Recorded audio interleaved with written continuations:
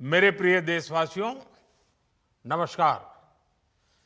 कल से शक्ति की उपासना का पर्व नवरात्रि का आरंभ हो रहा है। आप सभी को बहुत बहुत शुभकामनाएं।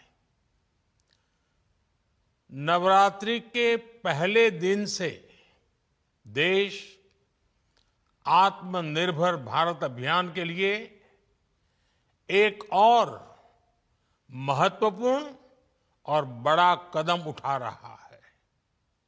कल यानी नवरात्रि के प्रथम दिवस 22 सितंबर को सूर्योदय के साथ ही नेक्स्ट जनरेशन जीएसटी रिफॉर्म्स लागू हो जाएंगे। एक तरह से कल से देश में जीएसटी बचत उत्सव शुरू होने जा रहा है। इस जीएसटी बचत उत्सव में आपकी बचत बढ़ेगी और आप अपनी पसंद की चीजों को और ज्यादा आसानी से खरीद पाएंगे। हमारे देश के गरीब, मध्यम वर्गीय लोग, न्यू मिडिल क्लास, युवा, किसान, महिलाएं, दुकानदार, व्यापारी, उद्यमी, सभी को ये बचत उत्सव का बहुत फायदा होगा। यानी त्योहारों के इस मौसम में सबका मुंह मीठा होगा। देश के हर परिवार की खुशियां बढ़ेगी। मैं देश के कोटि कोटि परिवारजनों को नेक्स्ट जनरेशन जीएसटी रिफॉर्म्स की और इस बचत उत्सव की बहुत बहुत बधाई देता हूं, शुभकामनाएं देता हूं।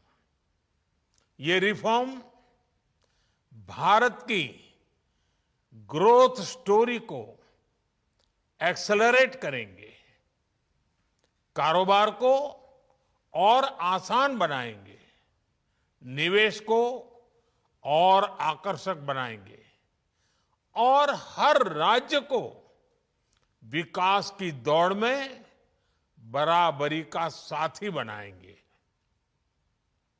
साथियों,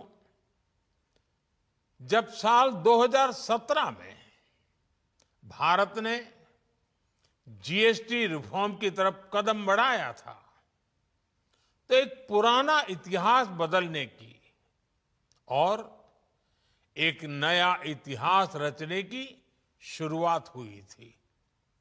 दशकों तक हमारे देश की जनता, आप सभी लोग, देश के व्यापारी अलग अलग टैक्स के जाल में उलझे हुए थे।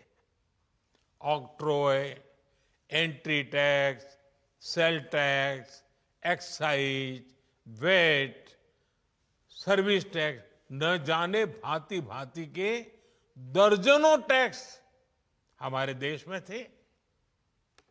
एक शहर से दूसरे शहर माल भेजना हो तो न जाने कितने चेकपोस्ट पार करने होते थे, कितने ही फॉर्म भरने पड़ते थे, कितनी सारी रुकावटें थी। हर जगह टैक्स के अलग अलग नियम थे। मुझे याद है, जब 2014 में देश ने मुझे प्रधानमंत्री पद का दायित्व सौंपा था, तब उसी शुरुआत के दौर में एक विदेशी अखबार में एक दिलचस्प उदाहरण छपा था। उसमें एक कंपनी की मुश्किलों का जिक्र था। उस कंपनी ने कहा था कि अगर उसे बेंगलुरु से 570 किलोमीटर दूर हैदराबाद अपना सामान भेजना हो तो वो इतना कठिन था कि उन्होंने सोचा और उन्होंने कहा कि वो पसंद करती थी कंपनी कि पहले अपना सामान बेंगलुरु से यूरोप भेजें और फिर वही सामान यूरोप से हैदराबाद भेजें। साथियों, टैक्स और टोल के जंजाल की वजह से ये तब के हालात थे। और मैं आपको सिर्फ एक पुराना उदाहरण याद दिला रहा हूं। तब ऐसी लाखों कंपनियों को, लाखों करोड़ों देशवासियों को अलग अलग तरह के टैक्स के जाल की वजह से हर रोज परेशानी होती थी। सामान को एक शहर से दूसरे शहर पहुंचने के बीच जो खर्च बढ़ता था वो भी गरीब को उठाना पड़ता था। आप जैसे ग्राहकों से वसूला जाता था। साथियों, देश को इस स्थिति से निकालना बहुत जरूरी था। इसलिए जब आपने हमें 2014 में अवसर दिया तो हमने जनहित में, देशहित में जीएसटी को अपनी प्राथमिकता बनाया। हमने हर स्टेक होल्डर से चर्चा की। हमने हर राज्यों की हर शंका का निवारण किया, हर सवाल का समाधान खोजा। सभी राज्यों को, सबको साथ लेकर आजाद भारत का इतना बड़ा टैक्स रिफॉर्म संभव हो पाया। ये केंद्र और राज्यों के प्रयासों का नतीजा था कि देश दर्जनों टैक्सों के जाल से मुक्त हुआ और पूरे देश के लिए एक जैसी व्यवस्था बनी। वन नेशन वन टैक्स का सपना साकार हुआ। साथियों, रिफॉर्म एक अनवरत चलने वाली प्रक्रिया होती है। जब समय बदलता है, देश की जरूरत बदलती है, तो नेक्स्ट जनरेशन रिफॉर्म भी उतने ही आवश्यक होते हैं। इसलिए देश की वर्तमान जरूरतों और भविष्य के सपनों को देखते हुए जीएसटी के ये नए रिफॉर्म्स लागू हो रहे हैं। नए स्वरूप में मुख्य रूप से अब सिर्फ 5% और 18% के ही टैक्स स्लैब रहेंगे। इसका मतलब है रोजमर्रा के इस्तेमाल की ज्यादातर चीजें और सस्ती हो जाएगी। खाने पीने का सामान, दवाइयां, साबुन, ब्रश, पेस्ट, स्वास्थ्य और जीवन बीमा, ऐसे अनेकों सामान, अनेकों सेवाएं या तो टैक्स फ्री होगी या फिर केवल 5% टैक्स देना होगा। जिन सामानों पर पहले 12% टैक्स लगा करता था, उसमें से 99% यानी करीब करीब 100 के निकट 99% चीजें अब 5% टैक्स के दायरे में आ गई है। साथियों, पिछले 11 साल में देश में 25 करोड़ लोगों ने गरीबी को हराया है, गरीबी को परास्त किया है और गरीबी से बाहर निकल करके 25 करोड़ का एक बहुत बड़ा समूह नियो मिडिल क्लास के रूप में आज देश के अंदर बहुत बड़ी भूमिका अदा कर रहा है। इस न्यू मिडिल क्लास की अपनी एस्पिरेशंस हैं, अपने सपने हैं। इस साल सरकार ने 12 लाख रुपए तक की इनकम को टैक्स फ्री करके एक उपहार दिया। और स्वाभाविक है, जब 12 लाख रुपयों का इनकम टैक्स में राहत हो जाए तो मध्यम वर्ग के जीवन में तो कितना बड़ा बदलाव आता है, कितनी सरलता सुविधा हो जाती है। और अब गरीबों की भी बारी है, न्यू मिडिल क्लास की बारी है। अब गरीब को, न्यू मिडिल क्लास को एक तरह से डबल बोनांजा मिल रहा है। जीएसटी कम होने से अब देश के नागरिकों के लिए अपने सपने पूरे करना और आसान होगा। घर बनाना, टीवी, फ्रिज खरीदने की बात हो, स्कूटर, बाइक, कार खरीदना हो, ये सब पर अब कम खर्च करना होगा। आपके लिए घूमना फिरना भी सस्ता हो जाएगा, क्योंकि ज्यादातर होटल्स के कमरों पर भी जीएसटी कम कर दिया गया है। वैसे साथियों, मुझे इस बात की खुशी है कि दुकानदार भाई बहन भी जीएसटी रिफॉर्म को लेकर बहुत उत्साह में हैं। वो बहुत जीएसटी में हुई कटौती को ग्राहकों तक पहुंचाने में जुटे हुए हैं।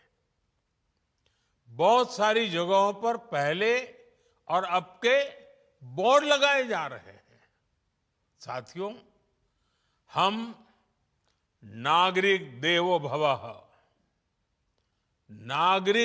भवः के जिस मंत्र के साथ आगे बढ़ रहे हैं, नेक्स्ट जनरेशन जीएसटी रिफॉर्म में इसकी साफ झलक दिखाई देती है। अगर हम इनकम टैक्स में छूट और जीएसटी में छूट को जोड़ दें तो एक साल में जो निर्णय हुए हैं उससे देश के लोगों को 2.5 लाख करोड़ रुपए से ज्यादा की बचत होगी। और तभी तो मैं कह रहा हूं, ये बचत उत्सव है। साथियों, विकसित भारत के लक्ष्य तक पहुंचने के लिए हमें आत्मनिर्भरता के रास्ते पर चलना ही होगा। और भारत को आत्मनिर्भर बनाने का बहुत बड़ा दायित्व हमारे एमएसएमईज यानी हमारे लघु, मध्यम और कुटीर उद्योगों पर भी है,